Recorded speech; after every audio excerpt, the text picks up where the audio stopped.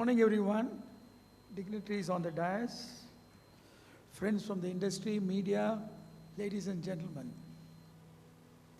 I thank NIQR for having given me this opportunity to speak today on a very important subject, resilience and agility for the new era. That is the redefining quality leadership.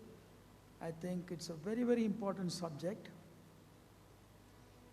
I think NIQR has been, I've seen what we saw in the presentation today, has a proud legacy of promoting quality leadership, innovation. I think many of the industries in Tamil Nadu, especially the auto and auto component industries, had embraced Japanese way of working, and this led to the birth of this association in quality. If my understanding is correct, it started in 1968 as an institute earlier, not as NIQR, it's a different name. It became NIQR in 86. Ravi and others have been leading this. And there are many leaders in the industry who had ensured continuity and success of this movement, and has been well supported by many industries. I think this itself, NIQR is resilient, and that is why it succeeded to sustain itself today. When I started my journey nearly 50 years back in industry, we used to speak of inspected quality, the final product, and wastages and rejections were in percentages. And quality inspectors were kings and could stop production those days. Slowly with ISO and many other technology, we changed the consistency in processes and product with rejections coming to zero or in PPM levels. I think we started talking of zero defect now. Coming to the topic of the day, quality leadership, resilience.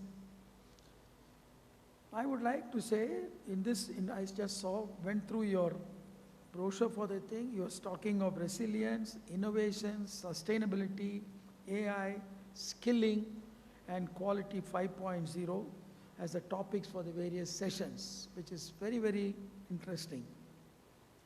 All are very important, and I'm confident that the conference will provide all the participants ample opportunity to learn and debate on these.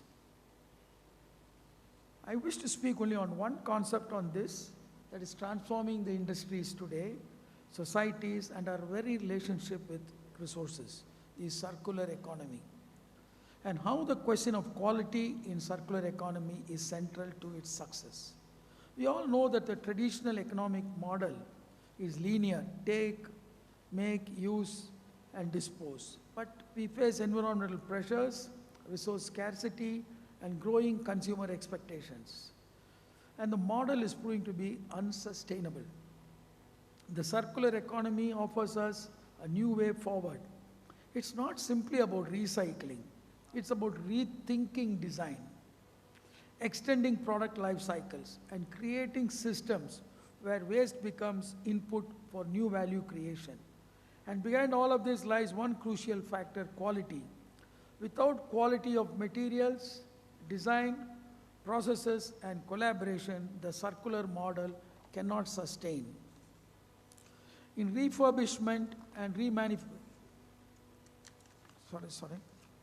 What is circular economy? Circular economy is an economic system aimed at eliminating waste and making the most of resources instead of products. Having a cradle-to-grave life cycle, they follow a cradle-to-cradle approach. It involves designing out waste from the start, creating products that are durable, modular, and repairable, keeping products and materials in use for as long as possible, regenerating natural systems, ensuring that industrial activity does not harm but actively restores ecosystem. Why is quality important in circular economy?